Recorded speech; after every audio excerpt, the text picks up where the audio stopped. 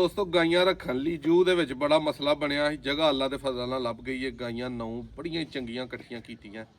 3 ਗੱਭਣਾਂ ਨੇ, 6 ਸੂਈਆਂ ਨੇ, ਵਿੱਚ 30 35 ਲੀਟਰ ਵਾਲੀਆਂ ਵੀ ਕਰਾਸ ਗਾਵਾਂ ਨੇ।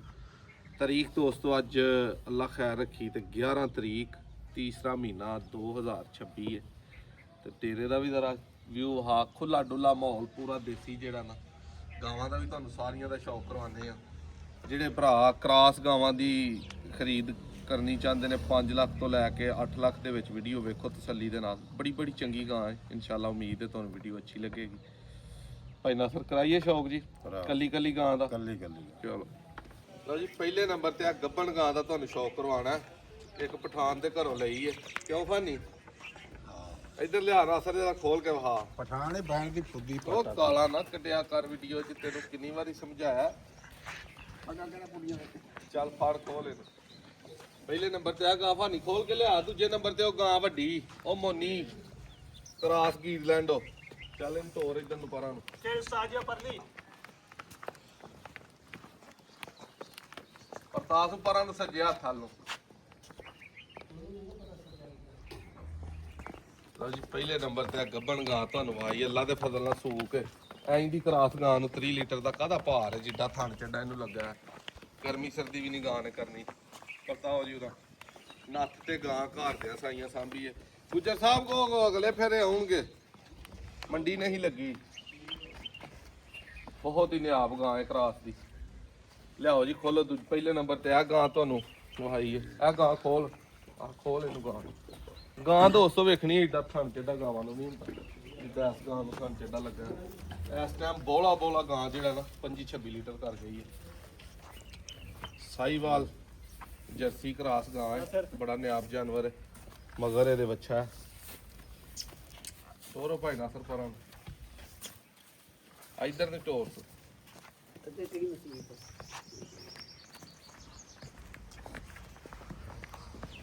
ਬੜਾ ਪਾਵਰੀ ਥਣ ਚੱਡਾ ਗਾਂ ਨੂੰ ਲੱਗਾ।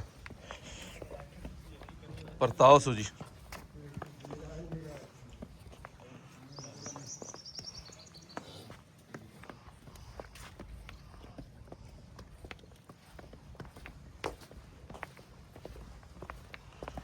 ਖੋਲ ਫਾਨੀਆ ਗਾਂ ਵੱਡੀ ਗੋਰੇ ਬੱਚੇ ਵਾਲੀ। ਜੀ ਆ ਗਾਂ ਅੱਲਾ ਦੇ ਫਜ਼ਲਾਂ ਕੋ ਭਰਾ ਸਾਂਭਣ ਵਾਲਾ ਹੋਏ ਤੇ ਗਰਮੀਆਂ 25-30 ਸਿਰ ਦੁੱਧ ਦੇਣ ਵਾਲੀ ਹੈ। ਸਾਈਵਾਲ ਜਰਸੀ ਕਰਾਸ ਹੈ। ਇਹ ਗਾਂ ਕੋ ਫਰੀਜ਼ੀਅਨ ਚੋਲਸਤਾਨੀ ਕਰਾਸ ਹੈ। ਬੜੇ ਵੱਡੇ ਕੱਦ ਦਾ ਜਾਨਵਰ ਹੈ। ਬੱਚਾ ਪਿੱਛੇ ਵੇਖਣਾ ਬਿੱਲਾ ਗੋਰਾ ਚਿੱਟਾ ਸਫੇਦ ਹੈ। ਚੱਲ ਟੋਰ ਸੂ ਭਾਈ ਪਰਾਂ ਨੂੰ। ਦੂਸਰਾ ਸੂਆ ਬੈਠ ਨੂੰ ਤਾਜ਼ੀ ਬਿਲਕੁਲ ਸੂਈ ਹੈ। ਨਾੜੂ ਤੇ ਬੱਚਾ ਬੋਲਾ ਇਹਦੇ ਕੋਲ ਵੀ 23-24 ਲੀਟਰ ਹੈ। ਪਰਤਾਓ ਜੀ ਇੱਧਰ।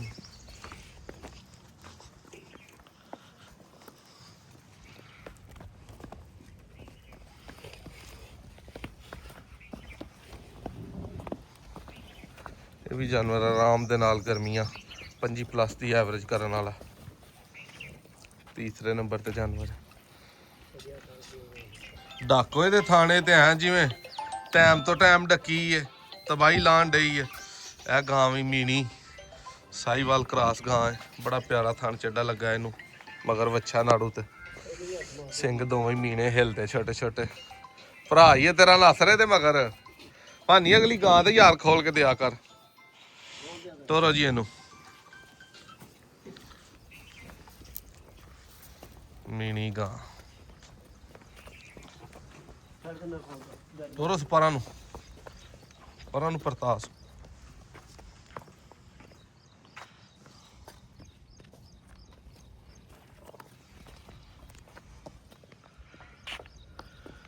ਇਹ ਗਾਂ ਗਾਲਬਨ 20-22-23 ਲੀਟਰ ਤੱਕ ਦੀ ਐਵਰੇਜ ਦੀ ਮਾਲਕ ਹੈ।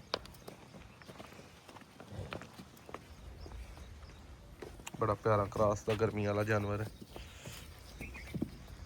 ਤੋਰੋ ਜੀ ਪਰਾਂ ਗਾਂ। ਇਹ ਆ ਗਈ ਹੈ ਮੋਨੀ ਦੁੱਧ ਦੀ ਮਸ਼ੀਨ। ਮਗਰ ਵੱਛੀ ਪਿਓਰ ਦੇ ਵਿੱਚ ਹੀ ਵੱਛੀ ਨਾੜੂ ਨਾਲ ਹੈ।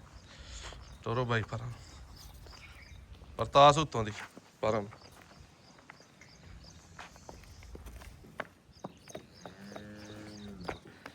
ਲਓ ਜੀ ਇਹ ਜਾਨਵਰ ਆਰਾਮ ਨਾਲ 26-27 ਕਿਲੋ ਦੀ ਐਵਰੇਜ ਦੇਣ ਵਾਲਾ, ਬੜਾ ਤਗੜਾ ਜਾਨਵਰ ਹੈ।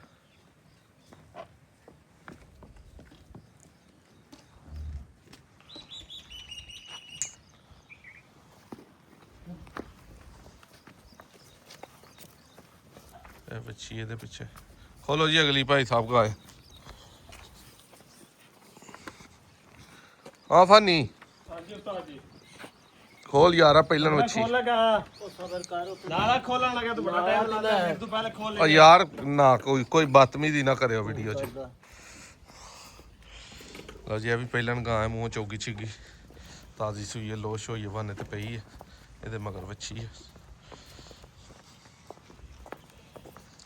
ਲੰਬੜ ਜੀ ਪਰਾਂ ਨੂੰ ਪਰਤਾ ਕੇ ਇੱਧਰ ਨੂੰ ਲੈ ਆਉਰਾ।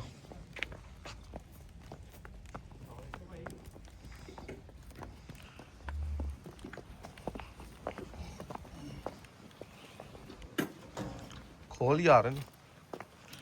ਇਹ ਵੱਛੀ ਇਹਦੀ ਵੀ ਨਾੜੂ ਤੇ ਮਗਰ ਬਿਲਕੁਲ ਤਾਜ਼ੀ ਘਾਹ ਸੂਈ ਹੈ। ਇਹ ਆ ਗਈ ਹੈ ਪਹਿਲਣ ਵੱਛੀ ਚੋਲਸਤਾਨੀ, ਮੂੰਹ ਦੋਂਦੀ। ਇਹ ਵੱਛੀ ਵੀ ਮਗਰ ਚੋਲਸਤਾਨੀ। ਥਣ ਬੜਾ ਸੋਹਣਾ, ਇਹਨੇ ਲੋਸ਼ੋ ਮੁਕਾ ਕੇ ਕਰ ਜਾਣਾ। ਇਹ 18 ਸਿਰ ਵੀ ਪਹਿਲਾਂ ਦੇਈ ਜਾਏ ਤੇ ਇਹਦੀ ਬਾਤਰੀ ਹੈ। ਕਿਹੜਾ ਕੋਈ ਗਰਮੀ ਗਰਮੀ ਦਾ ਪਤਾ ਹੋਣਾ। ਪਰ ਤਾ ਲਿਆ ਜੀ ਉਹਦਾ ਵੱਛੀ।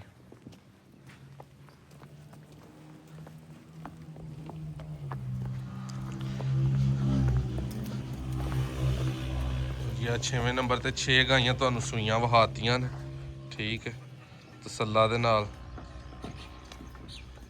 ਇਹ ਗਾਂ ਗੱਬਣ ਹੈ। ਇਧਰ ਨੂੰ ਪਰਤਾਓ ਜੀ। ਪਹਿਲਾਂ ਨਹੀਂ ਗਾਂ ਇਹ ਵੀ ਮੋਨੀ ਚੋਲਸਤਾਨੀ ਕਰਾਸ, ਬੜਾ ਪਿਆਰਾ ਥਣ ਚੱਡਾ ਗਾਂ। ਭਾਨੀ ਗੱਬਣੀ ਵੇਖ ਲਈ ਕਿਤੇ ਬੱਚਾ ਹੀ ਨਾ ਲਾ ਲਈ। ਇਹ ਕਿਹੜੀ ਗਾਂ ਹੈ? ਨਾ ਤੈਨੂੰ ਸਹੀ ਤਰ੍ਹਾਂ ਲੈਣਾ ਨਹੀਂ ਆਉਂਦਾ ਗਰਲੈਂਡੋ ਦਾ, ਤੇ ਗਰਲੈਂਡੋ ਇਹ ਇੱਥੇ ਗਰਲੈਂਡੋ ਕੀ ਲੈਣ ਆ ਗਈ। ਬੰਨੋ ਜੀ ਇਹਨੂੰ। ਇਹ ਗੱਬਣ ਹੈ। ਉਸ ਤੋਂ ਬਾਅਦ ਇਹ ਪਹਿਲਣ ਵੱਛੀ ਹੈ, ਇਹ ਵੀ ਗੱਬਣ ਹੈ। ਕਰਾਸ ਦਾ ਜਾਨਵਰ ਹੈ। 15-16 ਲੀਟਰ ਦੁੱਧ ਦੀ ਆਰਾਮ ਨਾਲ ਐਵਰੇਜ ਕਰੇਗਾ। ਬੱਧੀ ਰਹਿਣ ਦੇ ਇਹਨੂੰ। ਲਓ ਦੋਸਤੋ ਵੀਡੀਓ ਅੱਛੀ ਲੱਗੇ ਸ਼ੇਅਰ ਕਰਿਓ ਜੀ। ਅੱਜ ਤਾਰੀਖ ਹੋ ਗਈ ਹੈ 11 ਤਰੀਕ, ਤੀਸਰਾ ਮਹੀਨਾ 2026। ਲਖਿਆ ਰੱਖੀ ਡੇਰਾ ਹੁਣ ਖੁੱਲਾ ਡੁੱਲਾ ਇੱਥੇ ਭਾਈ ਨਾਸਰ ਹੋਣਾ ਲੱਭਿਆ, ਜਿੱਥੇ ਕੋਈ ਗਾਈਆਂ 15-20 ਇਕੱਠੀਆਂ ਕਰਕੇ ਹਫ਼ਤੇ 10 ਦਿਨ 'ਚ ਬੰਨਣ ਕਰਨਗੇ।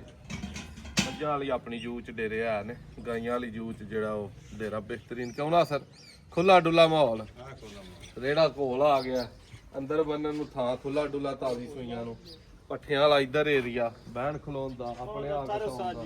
ਹੈਂ ਉਹ ਦਫ਼ਤਰ ਬਣਿਆ ਉਹ ਦਫ਼ਤਰ ਹੈ ਉੱਥੇ ਫਾਨੀ ਰਾਤ ਜਿਹੜਾ ਪੈਰ ਚਾਰ ਵਹਾਏ ਕਰੇਗਾ।